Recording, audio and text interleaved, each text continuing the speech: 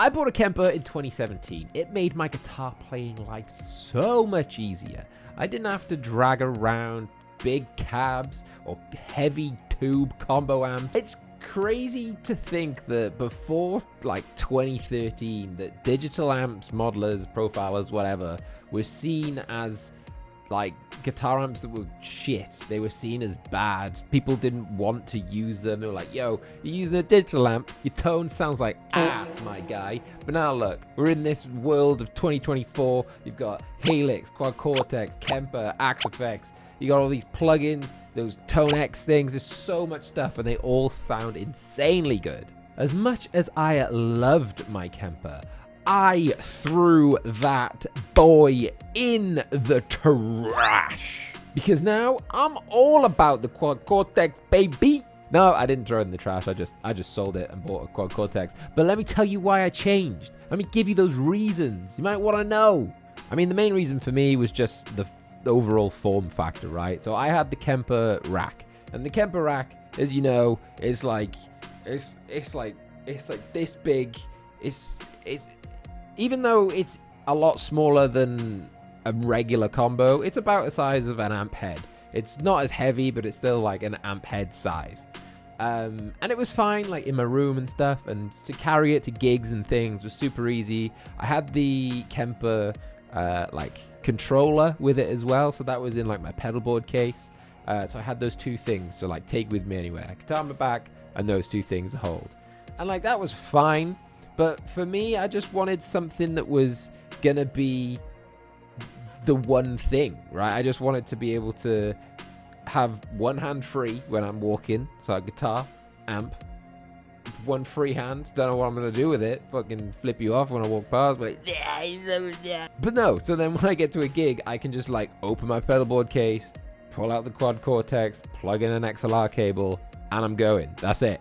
That's literally it. That's all I kind of want. I just want to make my setup a lot quicker, and I just want it to be a lot more compact. So on it now, I've got the Quad Cortex. I've got a Shure SLXD wireless system, and I'm gonna get like the pedal to do the expression stuff with the Quad Cortex, and that's all I need. So I'm just gonna have the pedal board with those three things on there, with my guitar on my back, fucking rock up to a gig. I'm good to go, baby. The next thing is like the usability of the Kemper, right? The Kemper.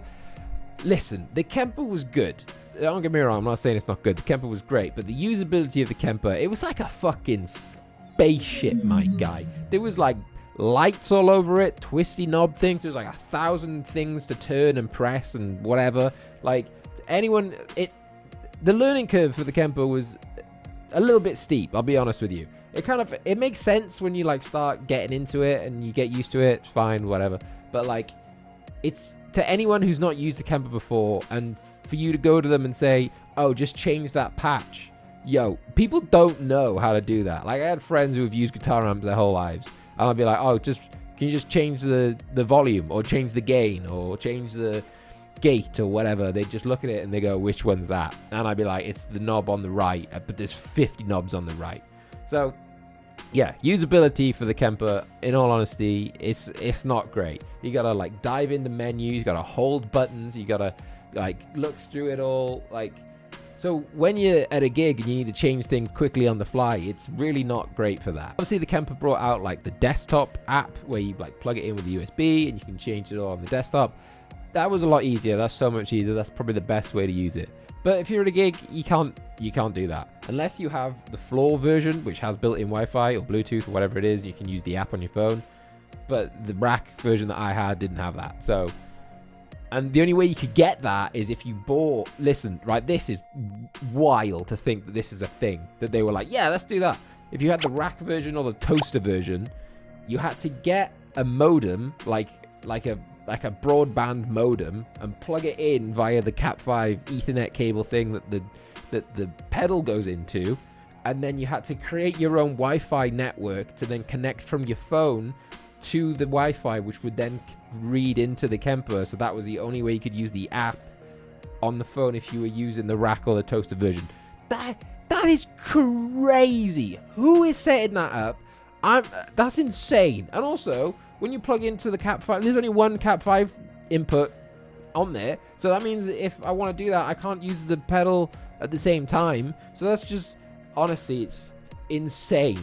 The Quad Cortex is way easier. It's got a big screen on, it's touchscreen. It makes so much more sense. You just look at it, you already know what things are doing because it's set out how you'd expect most things to be set out on a phone or a computer or whatever. There's just blocks, you move stuff, you drag things. It's good, it's perfect. Maybe we go Quad Cortex for the win. The Quad Cortex just looks better. Like I just said, the Kemper was just like a fucking spaceship. It was lights, buttons, you could change the color of stuff. It was too much. Just honestly, just too much. This looks great. It has that like kind of sleek, modern looking feel to it. You know, something you'd expect from like Apple, which a lot of people love. The fact that it has the built-in touchscreen, awesome. The fact that the knobs on it, you can twist. You can turn they're not just like contact, but you can twist them and it changes things on the. That's crazy. Imagine, that's so good. I like it. It's great. It's just so much better. It's so much more modern. It looks better. It feels better. So the Kemper is mainly a profiler, meaning that you can profile sounds from different amps and stuff.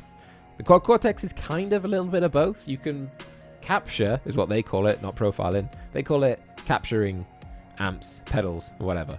It's really cool. It works. The captures on them sound great. The ones that I've downloaded from the Quad Cortex Cloud. The captures sound awesome, and the modelers that are inside it, like the presets, also just sound just as good. I imagine they're probably based off like the plugin stuff. The capturing thing, I don't think Kemper could capture pedals. The only way you could capture pedals is if you like took a clean amp and then put your pedal through it, turn the pedal on, and then just captured it like that. And then that was just basically that amp with that pedal. That was kind of the only way you could capture pedals. Really. Whereas this, you can just capture pedals and you can just have it in there. So if you've got loads of pedals, capture them all and they're in the Quad Cortex. I mean, you can't do things like delay pedals or like fuzz pedals, I think, but like, you know, majority of other pedals you can capture. So that's cool. And now probably the main thing, right? Does it sound any better? Is the Quad Cortex really sounding that much better? And I'll give you the honest, truthful answer right now. No, it doesn't sound any better.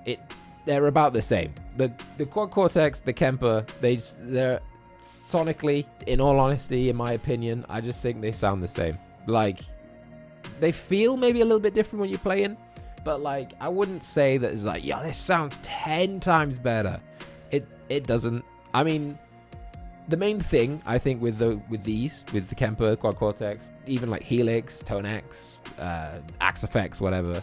The main thing is how close do they sound to the real thing, right? Not how different do they sound to each other, or do they sound better than each other. And to be honest, for me, if you put an amp in a room and a Quad Cortex or a Kemper in a room and asked me to guess which one was which, I wouldn't be able to guess. I really wouldn't. There's loads of videos on there where people do that, and like I watched them and I've tried to guess, and most of the time I've just gotten it wrong. So I don't know how the fuck these people are guessing these things, but yeah. Or the people that say like, oh yeah, you can definitely tell which is a real amp and which is the... Maybe if you're in the room, I don't know.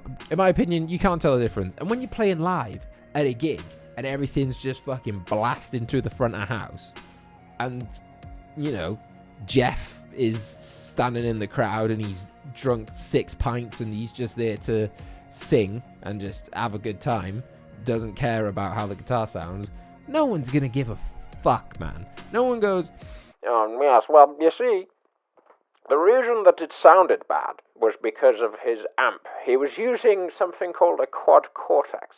Now, if he would have used a real tube amp, well, then I would have had a good time.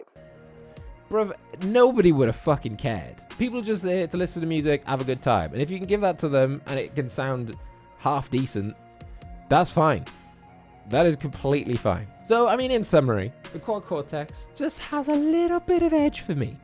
Mainly because, like I said, the way it feels, the way it looks, the usability of it, and it's just kind of made more for, like, a modern guitarist.